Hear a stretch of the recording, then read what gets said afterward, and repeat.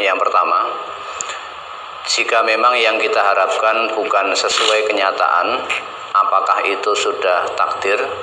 Kemudian yang kedua, dan mohon nasihatnya untuk para suami atau istri yang menikah tanpa pacaran, hanya bermodal istikharah, walau bukan yang kita inginkan, tapi setelah sholat istikharah seperti dimudahkan. Apakah itu bernama takdir jodoh kita, Ustaz? Hanya bermodal istikharah. Istikharah kok disebut hanya itu loh. Nah, istikharah itu petunjuk agama kita, Pak. Masa hanya disebut hanya? Ketika kita mendengar hanya, ini kan yang kita pahami langsung timbang ora kan itu. Timbang ora. Kan hanya bermodal. Padahal itu sebesar-besar modal istikharah itu. Itu yang diajarkan oleh Nabi kita. Tidak pacaran, hanya modal istikharah. Nah, justru Nabi kita tidak mengajarkan pacaran. Agama kita justru melarang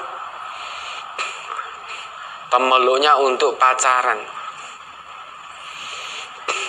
Maka kalau ngaku hamba Allah yang beriman, sekarang pemuda-pemudi ini jangan pacaran.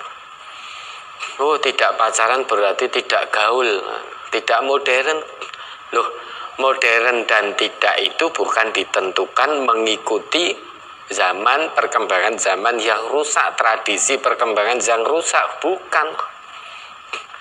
Justru ketika kita mengikuti tuntunan agama, nah selamanya kita dikatakan up to date, update.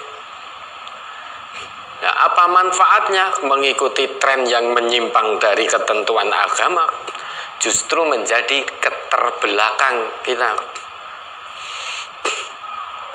menjadi bodoh kalau mengikuti tren yang menyimpang dari ketentuan agama. Dulu masyarakat sebelum Islam disebut masyarakat jahiliyah.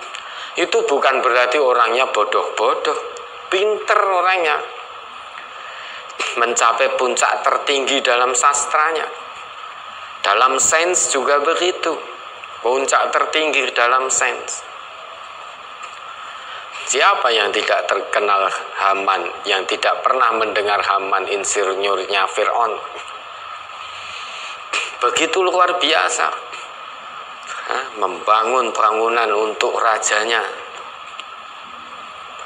Dulu belum ada semen seperti sekarang, tetapi terbentuklah bangunan istimewa seperti piramid dan lain sebagainya. Dan itu sampai sekarang masih ada. Yang pakai semen, wah 50 tahun, 60 tahun wis hancur. Berarti puncak sainsnya ada di puncak top-topnya dulu.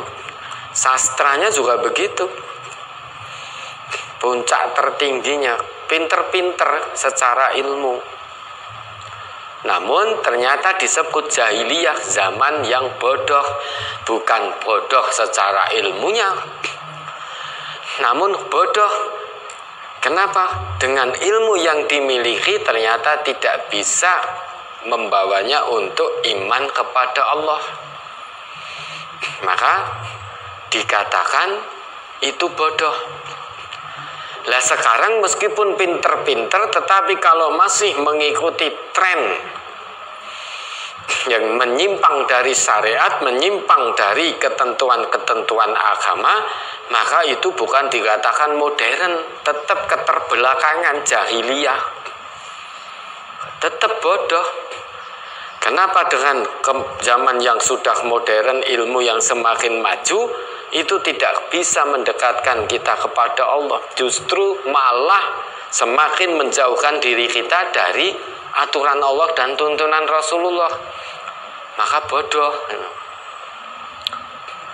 Nah, makanya pemuda-pemudi kalau ngaku sebagai umatnya Nabi Muhammad jangan pacaran, karena Nabi kita tidak mengajarkan pacaran. Nah, bagaimana? Ya modal istikharah. Kalau memang sudah punya kesiapan dan kemampuan untuk menikah, kata Nabi kita, ya ma'syarus sabab man istata'a minkumul ba'ah falyatazawwaj. Pemuda-pemuda Islam, termasuk pemudinya juga tentunya, ya, barang siapa di antara kalian yang sudah siap untuk menikah, falyatazawwaj, hendaklah menikah, siap menikah, bukan hanya ingin menikah, siap. Falyatazawwaj. Kalau hanya sebatas ingin, bisa jadi dorongannya hanya hawa nafsu. Padahal yang namanya siap itu, nanti kalau sudah menikah ya siap membimbing istrinya untuk diajak di jalan Allah, siap dengan tanggung jawab sebagai kepala rumah tangganya, itu namanya siap. Siap menasihati istri dan anak-anaknya. Nah, kalau hanya ingin, bisa jadi itu hanya dorongan hawa nafsu. Nah, setelah hawa nafsu terlampiaskan, wes nggak peduli lagi kewajibannya sebagai kepala rumah tangga harus memberi nafkah istri dan anak-anaknya, nggak peduli, wong dorongannya hanya hawa nafsu. Maka yang siap menikah, falyatazawwaj, hendaklah segera menikah. Mengapa Nabi perintahkan umatnya untuk segera menikah yang sudah siap? Ya, Nabi melarang, dalam hadis lain Nabi melarang, ya, wa yanha 'anit tabattuli nahyan syadidan. Yang sudah siap kok tidak menikah-nikah, dia memilih jomblo, membujang terus, nah, itu dilarang oleh Nabi. Nabi itu melarang umatnya untuk membujang, sengaja membujang, sengaja jomblo, nahyan syadidan, dengan larangan yang sangat keras. Maka kalau ngaku umatnya Nabi Muhammad siap untuk menikah, menikah. Jangan sengaja memilih untuk membujang. Karena kesengajaan membujang itu dilarang oleh Nabi kita. Dan ketika sudah siap, perintah Nabi kita bukan maka berpacaranlah, bukan. Perintahnya apa? Falyatazawwaj, segera tempuh jalan yang halal. Nah, jodoh siap nikah tapi tanpa pacaran, berarti jodohnya kan seakan-akan kita belum tahu. Diperintahkan oleh agama kita sudah bismillah, kita istikharah. Namun istikharah toh juga tidak akan membuahkan hasil, harus ada usahanya. Dah saya istikharah, saya sudah siap nikah, saya istikharah, jodoh saya siapa terserah Allah. Nah, usahanya bagaimana? Apakah usahanya dengan pacaran? Bukan.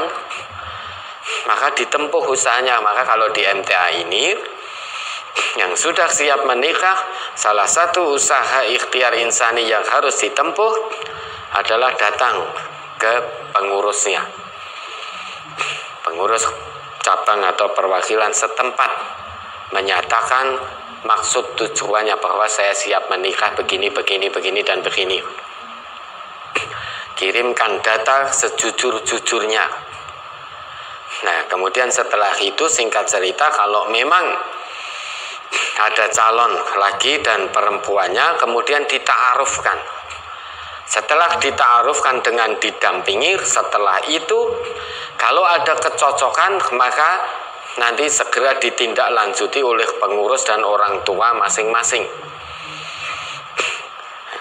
Dibahas kemudian kapan ininya, bulannya, kapan ini ijab kabulnya, dan lain sebagainya. Singkat cerita, nikah, akdun nikah secara halal tanpa pacaran. Setelah dita'arufkan sudah selesai. Saat itu dita'arufkan, didampingi, melihat sejenak, kemudian setelah itu pulang, sudah cukup. Jangan dilanjutkan hubungan melalui WA, SMS, teleponan, jangan. Nah, nanti yang ngurusi siapa? Kalau ada kecocokan, yang ngurusi pengurus dan orang tuanya masing-masing. Calonnya tadi sudah cukup, jangan ketika sampai di rumah malah teleponan.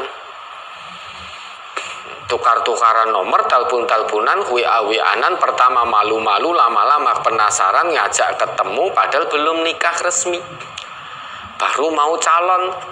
Nikah ketemu, ubyang-ubyung ke sana kemari, berduaan, makan minum di restoran di sana kemari atau piknik berduaan, lama-lama belum datang hari nikahnya, terjadilah hal-hal yang tidak diinginkan karena setan itu pintar.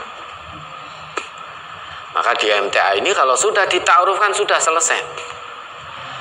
Nah, nanti kalau cocok, pengurus dan orang tuanya yang akan memproses.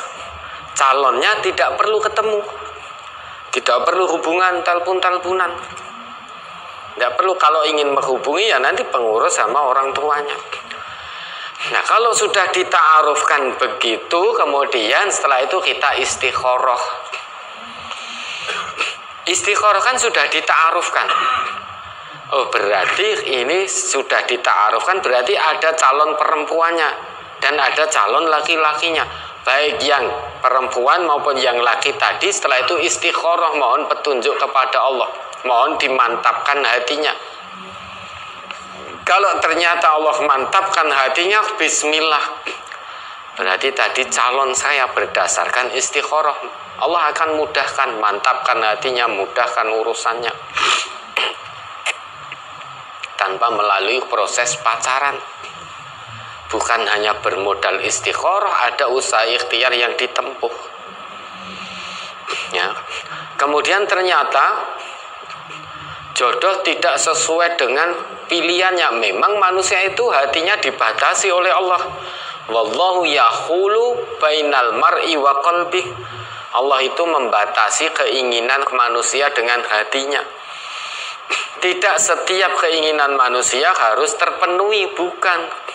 Kita hidup di dunia ini bukan menurut keinginan, tetapi menurut kebutuhan hidup yang bisa mendekatkan kita kepada Allah. Misalkan inginnya kita dengan perempuan A, ternyata menurut Allah keinginan kita nikah dengan perempuan A, ternyata perempuan A ini tidak bisa menyebabkan kita lebih dekat kepada Allah. Yang bisa mendekatkan kita kepada Allah perempuan C. Maka Allah pilihan yang C. Hati kita dimantapkan yang C, karena sesuai dengan kebutuhan untuk mendekat kepada Allah. Kalau hanya berdasar keinginan, ya jauh dari Allah. Maka jodoh itu adalah takdir Allah, tidak bisa lepas dari takdir Allah. Namun siapa-siapa jodoh kita diberi kesempatan oleh Allah untuk memilih. Misalkan ada calon perempuan A, B, C, kita milih yang A sesuai keinginan kita. Ternyata Allah Maha mengetahui keinginan kita itu tidak cukup untuk mengantarkan kita dekat kepada Allah. Maka Allah pilihkan yang C. Nah, pilihan yang akhirnya kita nikah dengan perempuan C itu juga takdir dari Allah. Allah Maha mengetahui tanpa melalui pacaran. Kalau melalui pacaran itu juga Allah Maha mengetahui, namun kehendak kita memilih sebelum nikah kita pacaran dulu. Lah di balik kehendak itu nanti akan dimintai pertanggungjawaban oleh Allah. Karena kita berkehendak memilih untuk pacaran dulu. Lah pacarannya itu nanti akan dimintai pertanggungjawaban oleh Allah. Kenapa kamu ada jalan halal, pintu halal, kamu milih pintu haram dulu sebelum kemudian melalui proses yang halal? Kenapa kamu pilih yang haram dulu? Nah, kehendak memilih pacaran itu nanti akan dimintai pertanggungjawaban oleh Allah. Kita tidak bisa jawab, loh saya pacaran ini kan takdir Allah.